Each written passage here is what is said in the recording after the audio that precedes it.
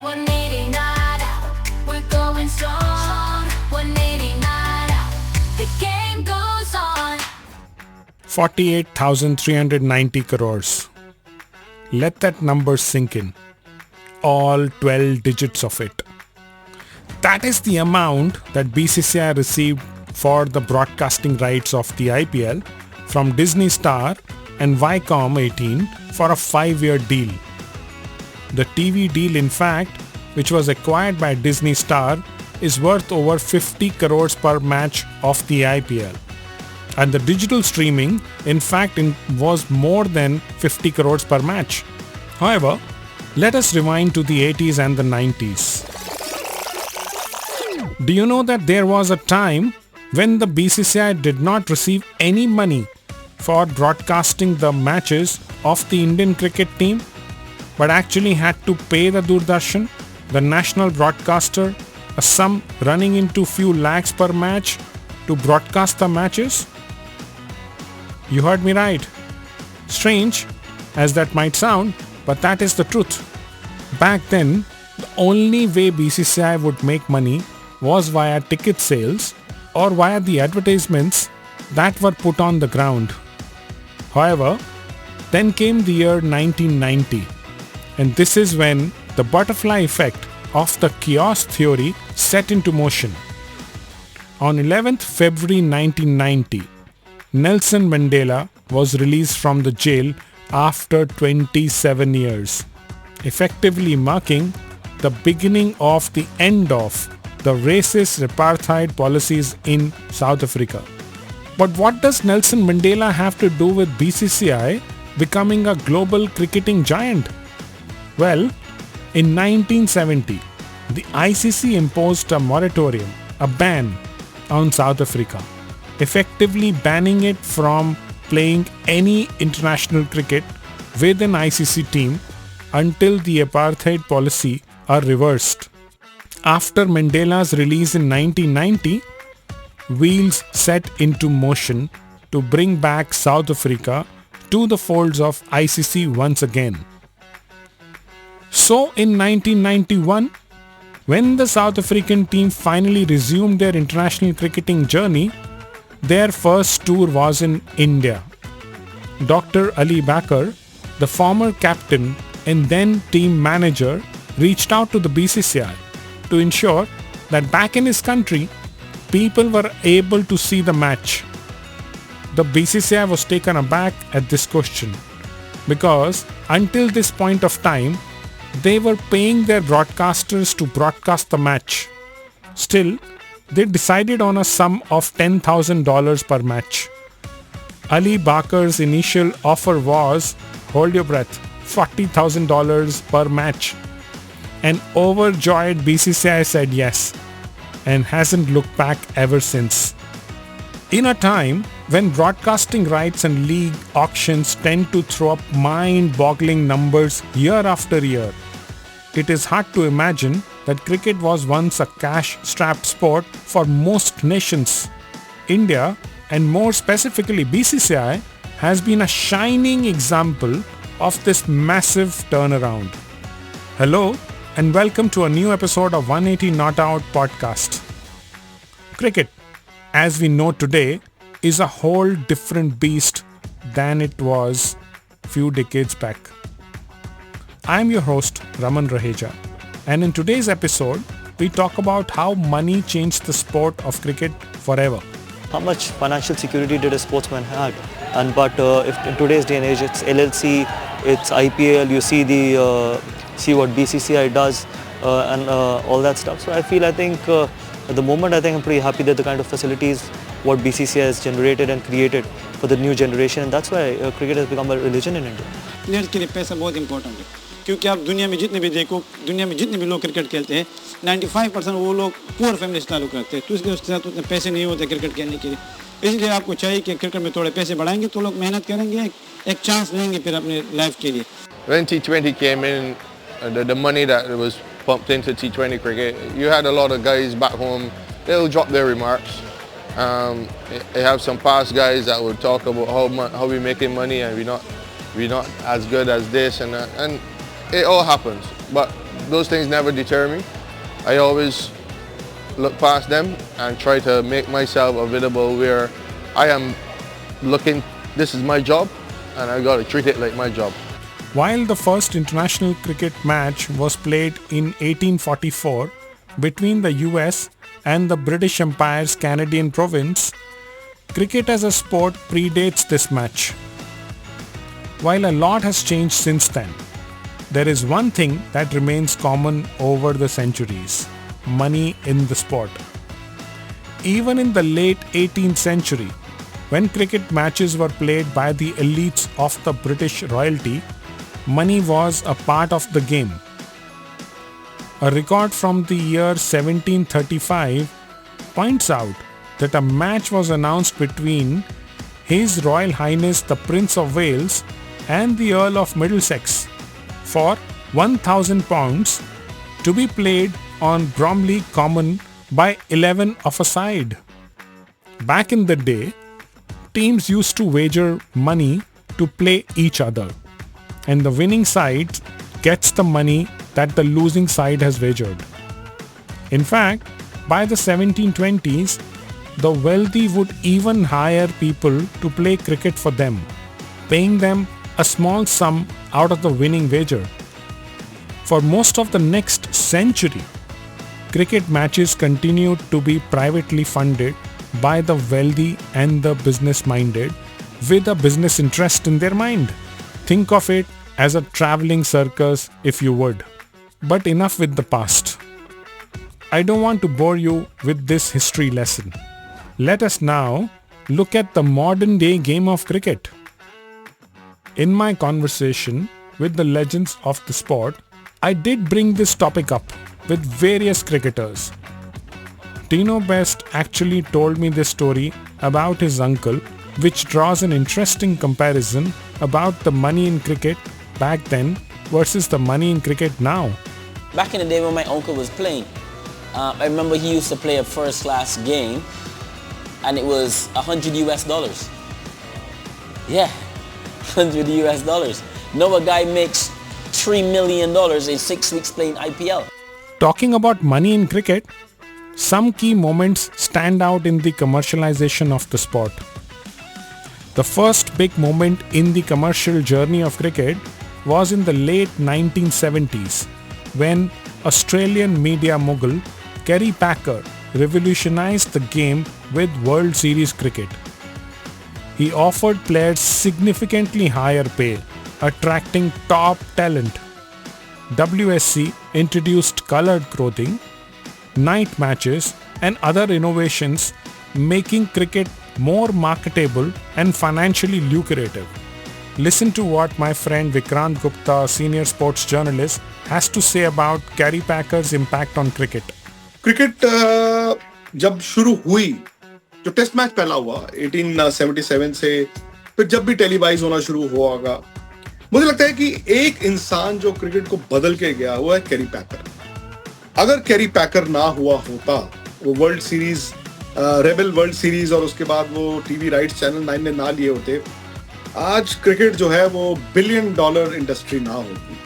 That was perhaps the time when cricketers started turning professionals. Till then, they would be amateurs playing for their teams but making a living with another parallel job or work. And then we had IPL, which changed the sport forever. The IPL was a flashpoint moment from where the BCCI skyrocketed to financial success. However, the first step towards this came 25 years before the first IPL was played, the 1983 World Cup. Cricket was significantly followed in India before that, but the 1983 win made it the religion that we know it to be. The success of the 1983 World Cup, coupled with the arrival of color TV in India, meant that more and more eyes were now on the sport.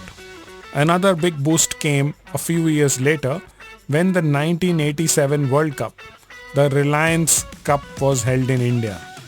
But what was the economic condition of Indian cricket in 1983? Let me paint a picture. At the time, members of the Indian team were paid rupees 1500 per match and an additional sum of rupees 200 a day as allowance. Adjusted for inflation, in 2024, that number would become about 24,000. Compare that to 2024, Indian cricketers in the playing 11 of an ODI get 6 lakh rupees for a match. In fact, even when the Indian team came back, the prize that they were awarded by the BCCI was rupees 25,000 per person. Think this sum was too low? You're not the only one. Lata Mangeshkar, the legendary Indian singer and a huge cricket fan, also thought that the players needed more recognition and conducted a fundraiser concert in Delhi where she raised enough money to award 1 lakh per player in the winning team. Over the years, another major impact of the funds that the BCCI has amassed have shown an overall impact in the game, both in the men's as well as in the women's cricket matches. In 2022, the BCCI announced that women's cricketer will also be awarded the same match fee as men's cricketer, a very big and bold step. From then to now, it's been quite a change. Over the years, funds in cricket successively increased, but nobody was prepared for the economic tsunami that the IPL was about to bring. To show just how big of an impact the IPL causes, look at these numbers. For the financial year that ended in March 22, BCCI posted a total profit of 103.4 million, making it the richest cricket board in the world. Compare that to the second richest board in the world, England and the Wales Cricket Board. It posted a total profit of 15.8 million in the 2022-23 financial year. Remember, in one of our previous episodes we spoke about the shift in power. This was one of the primary reasons that actually it started to happen. Continuing on the theme of the IPL and the leagues bringing in a significant cash flow into the sport, listen to what Pakistani all-rounder Shahid Afridi has to say about this commercialization of the sport.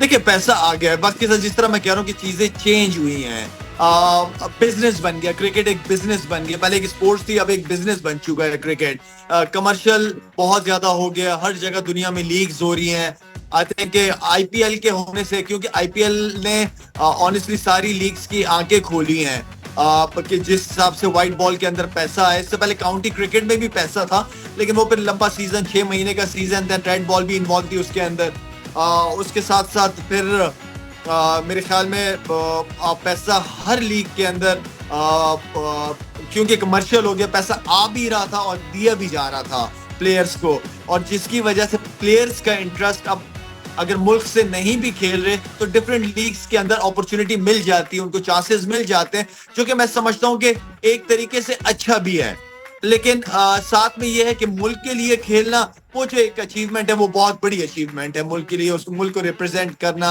As a ambassador अपने मुल्क को represent करना दुनिया में वो अलग एक मजा है उस चीज का लेकिन साथ साथ में क्योंकि लीग्स बाकी जो क्रिकेटर्स हैं जिन्हें मौका नहीं मिलता अपनी टीम्स की तरफ से तो वो डिफरेंट लीग्स की तरफ से उनको अपॉर्चुनिटीज मिल जाती है और उसमें पैसा भी बनता है उनका और अपनी फैमिली को उनको सपोर्ट भी मिलती है Now listen to Tilak Ratne Dilshan, the legendary Sri Lankan wicketkeeper batsman, about how the IPL brings in funds and these funds help a cricketer focus on the game without having to worry about other finances.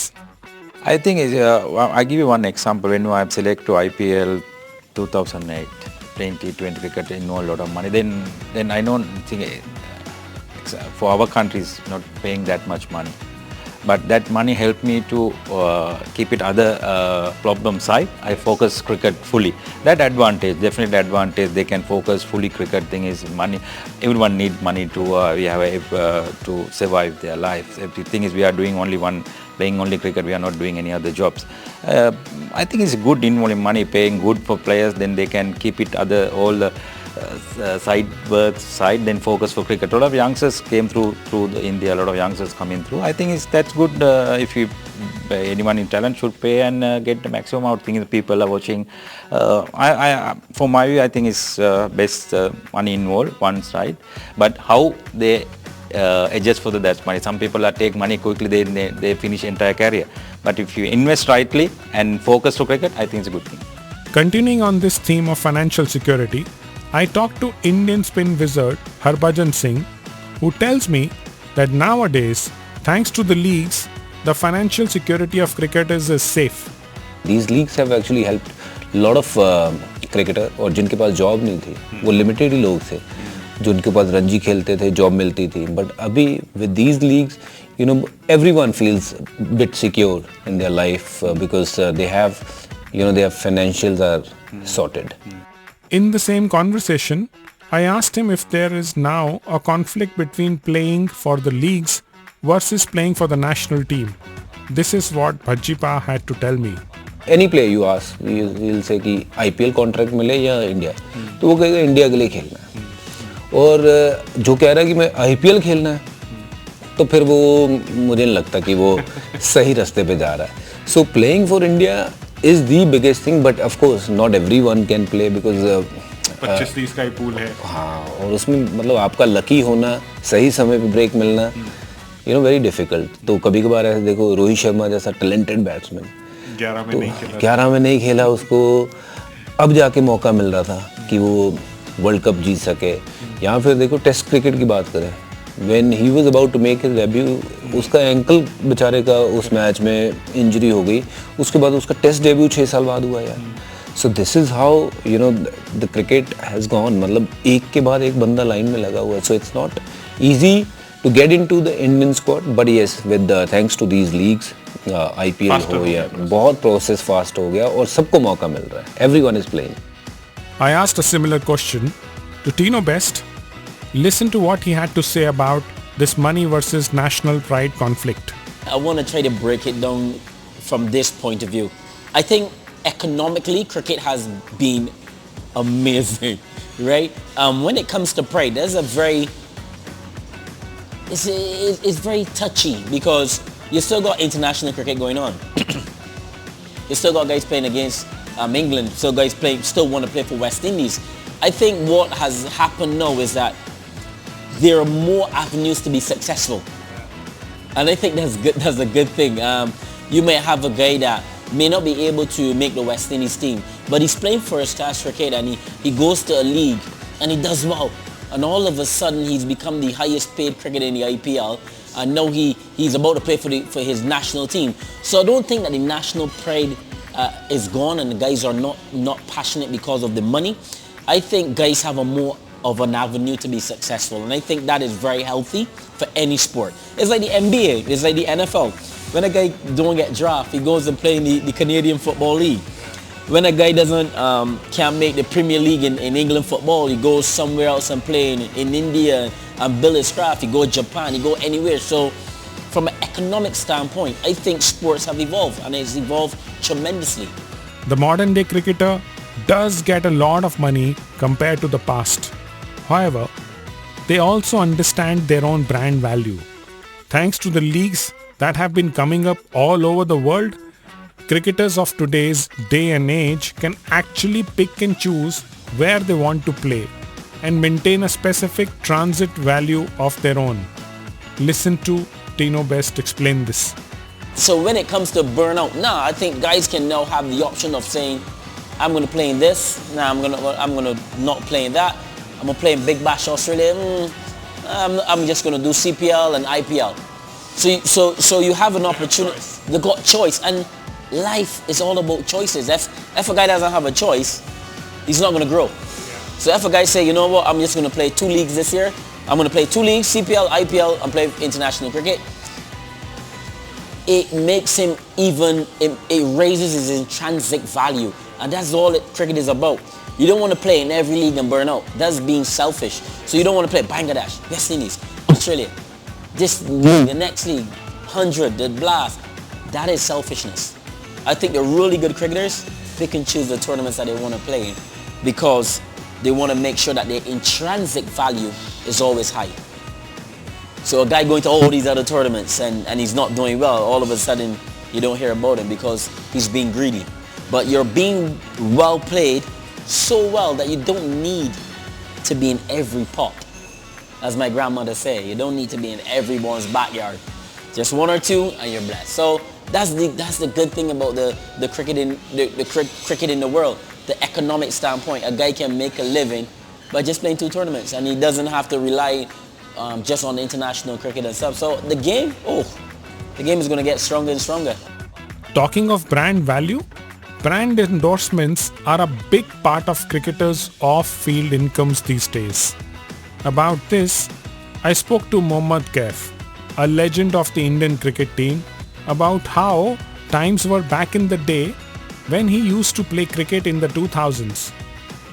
He tells me that he relied completely on his managers for handling all the financial deals and endorsements.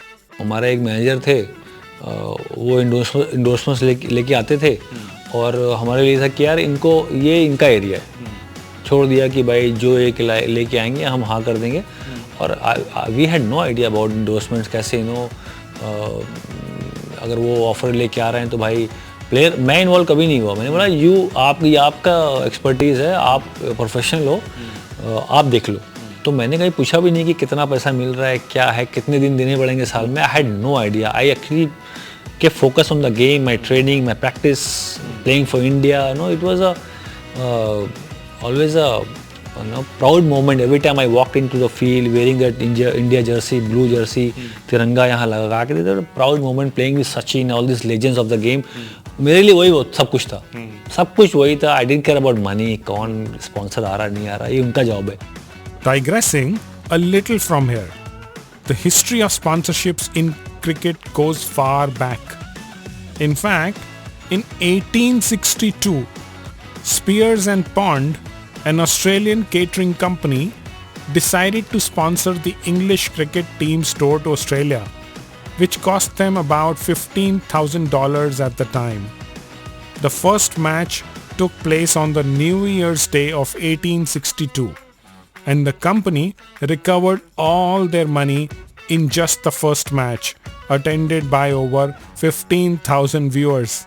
Sponsorships were a big hit in World Cups as well, with Prudential, an insurance company, being the sponsor of the 1975, 1979 and the 1983 World Cups. Then came India's very own Reliance World Cup, and then the 2 cigarette brands, Benson and Hedges World Cup in 1992 and the Wills World Cup in 1996. Each of these sponsors had a very different trophy too. However, from 1999 onwards, ICC has since introduced a standardized permanent trophy for the Cricket World Cup. Another aspect of the game that I want to address is the commercial success of the business of cricket beyond the field.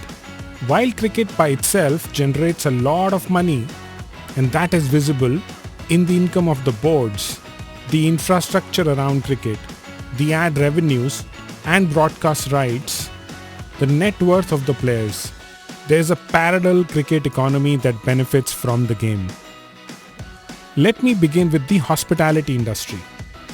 Nowadays, there are specialized agencies who serve cricket fans with hospitality packages around big ticket events like the World Cup or the IPL.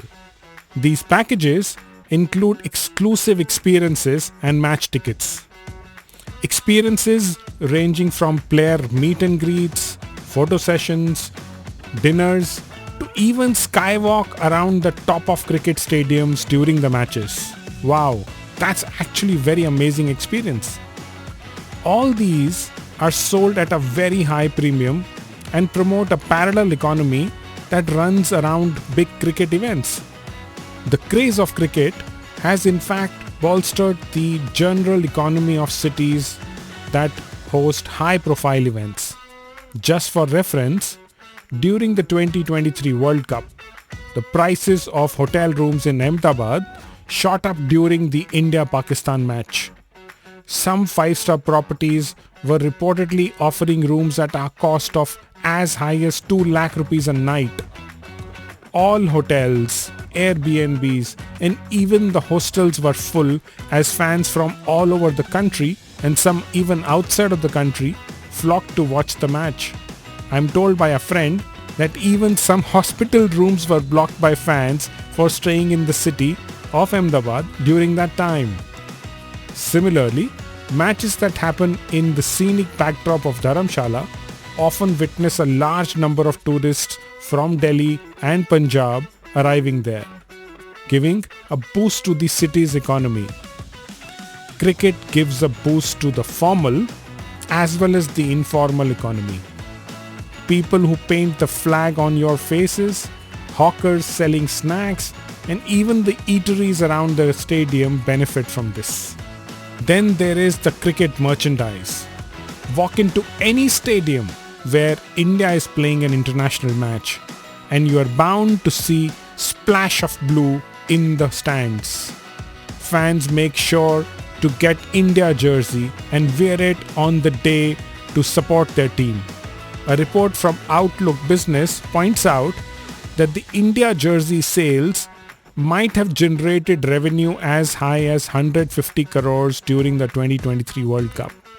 Platforms such as Fancode Shop also offer customized jerseys, which are also a big hit during ICC events. Remember people having their name at the back of the jersey? That's what I'm talking about. Going back to the informal economy, street side vendors who sell counterfeit jerseys also tend to add to these sales. Selling IPL jerseys for as low as 200? Well, that's a lot of money in the informal economy generated by cricket. Lastly, I also want to tap into the gaming industry, which has been one of the biggest benefactors of cricket's mass popularity across the country. Remember this? EA Sports. It's in the game. Right from the days of EA Sports cricket games to the many games that Stick Cricket launches, India is one of their biggest markets.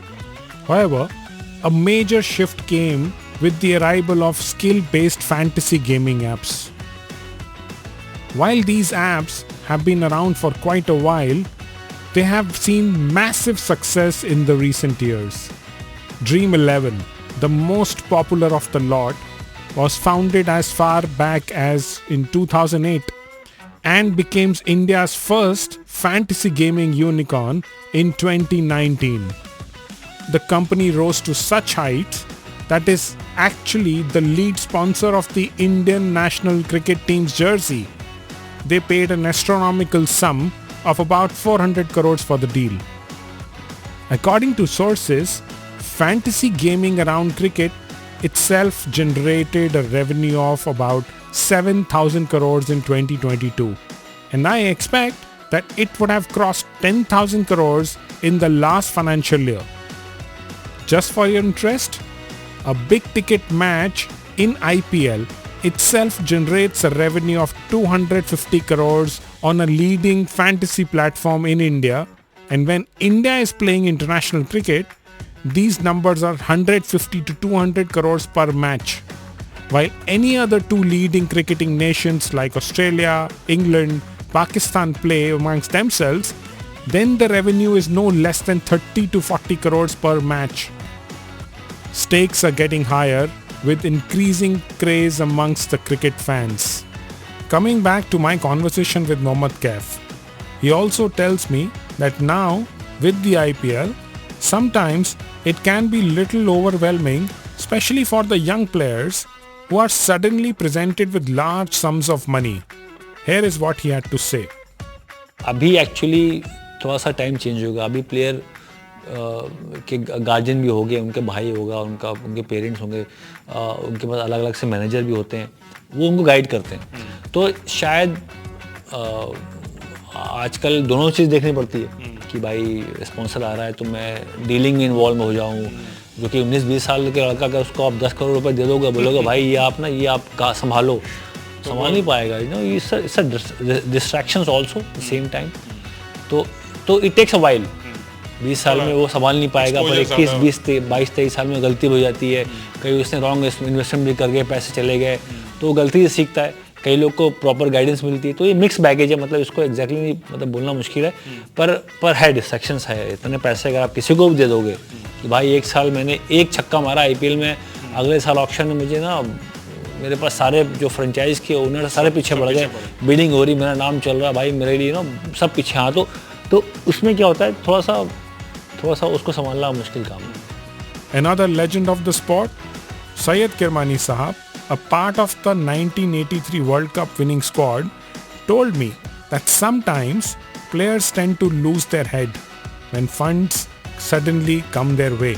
Cricketers are earning much more than what we thought, right? So I'm very happy. I'm very glad. I'm very content, very happy to whatever the Almighty Lord has blessed me with, and I will never ever be prejudiced about it. But at the same time, the youngsters lose their head. You see, they got to be coaches to tell them to build their characters and to look down and see and not overload with their thoughts.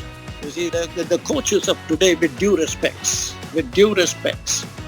you see, they only look into the video and tell the players how they should apply themselves on the field. It is important how to put and to go a very long way. That is very important by a coach to start with. You see, these are, and then the code of conduct is very, very important. You see, it is the cameras, the television, which has done a lot of harm. No doubt there are a lot of advantages and disadvantages for any activity of life, any innovation, any new concept also, no two ways about it. But at the same time, the coach also should try and build a character of a youngster who has just come into the team or coming in from IPL. They should guide him. The code of basic ethics is what is very important. Basic conduct. Then there is a question of too much money. There is a common criticism making rounds that cricketers are making too much money these days. In my conversation with veteran sports journalist Mr. K.R. Nair, this is what he had to say about this. Does any top film star, when they charge some crores and crores, anybody say that you are making too much of money, you are charging too much of money? How can somebody pay a cricketer the huge amount unless cricket is earning money? When cricket is earning money, definitely the cricketers deserve the money. So then once the cricketer gets the money, how he manages his what do you call the status, his determination and everything, because distraction can be very big. Because a man who commuted only for cricket, played cricket, he has business dealings to do, he will have managers, he will have that thing. Focus on cricket should not go away. Mr. Nair also comments on the advertising being another major source of player income these days. He even brings up examples from the past, stating how Farooq Engineer's Brill Cream and Kapil Dev's Palmolive ads were some standout examples of how only a few cricketers endorsed brands, as opposed to today when there are many more avenues for income. The years ago, the cricketers, when they did not have money, they had only one focus, that is to come and play cricket, whatever money that is played. But today, a cricketer is a brand. At those times, you must think, there was only engineer who had built Brill Cream. And maybe after some time, Kapil Dev gave a jawab nahi came. But now, every cricketer, let us Rohit Sharma, Bumrah or anybody for that matter, is a product, is an advertising product. Why is it? Because cricket is popular. So then even if you don't pay cricketers money through cricket, they will earn money through advertising. Money coming into the sport of cricket has had a trickle-down effect, right from the player incomes to the salaries of the support staff and the officials, as well as the infrastructure around cricket, have benefited from this. Listen to what senior sports journalist Poonam Mehra has to say about this. In India, certainly the money that has come in has helped, has had a cascading effect on the fortunes of the players per se. All this in development of infrastructure plus players getting better salaries for playing domestic cricket or showing up for the national team as well. Their contracts becoming bigger every year. All this does happen because the board is earning more and more through various avenues, broadcast rights included. And since we have such a huge populace and interest for cricket will never die in this country, I believe, as such, no matter how we do on the field. So it does help the grassroots level as well. When you have players from small towns coming up and doing so well at the national level, even during this test championship we saw guys like Dhruv Jurel or guys like Yashasvi Jaiswal, they are not coming from privileged backgrounds, they are coming from the hinterlands, and what is motivating them, what is helping them convince their families that give us a shot? The money. And unless you have that money, you will not attract this kind of talent. I spoke to former England captain Paul Collingwood talking about how the influx of money in cricket helps bring a new enthusiasm into the sport and also helps youngsters aspire to take up the sport. Youngsters need heroes to look up to say, I want to be that person. And if people have got, making a lot of money from a sport that they love doing, then that's fantastic. Youngsters want to be there. So participation levels, hopefully, come out of all these players that are making a lot of money. And so I think it's important. I think it's great for the players. They're very much more independent now. They don't necessarily need only to have international cricket, for example. There's a lot of opportunities for them to travel around the world, play franchise cricket. The landscape of cricket is superb at the moment, and it's only going to keep growing. There's more and more opportunities for both sponsors, the commercial side, and the game to grow even more around the world, in America as well. So we'll have to wait and see what comes up. But I can imagine in 10 years' time, cricket's going to be a huge sport in the world, which it is now, but all the way around the world. It has been an intense journey for cricket. From a sport played and watched by only a few people around the ground to becoming a global behemoth with billions all over the world watching it and billions of dollars in revenue every year. I leave you with a quote from the Tiger himself, the legendary Mansoor Ali Khan Patodi. He said in a lecture in 2010, "If the International Cricket Council is the voice of cricket, the Board of Control for Cricket in India, BCCI, is the invoice of cricket. With the massive revenues cricket in India generates today, that statement is truer than ever before." You've heard it from the legends and experts. Now as we conclude, it is your turn to tell me what are your views on this journey of cricket. Make sure to subscribe to 180 Not Out on Twitter, Instagram and Facebook, and let me know your views on this week's episode. I'm your host Raman Raheja, and I'll see you next Monday with a new episode. From humble beginnings, it started as a game. A battle ball, a field and players with no fame. But little did they know, cricket would soon ignite a passion that would last through day and night. 180 not out, we're going strong. 180 not out, the game goes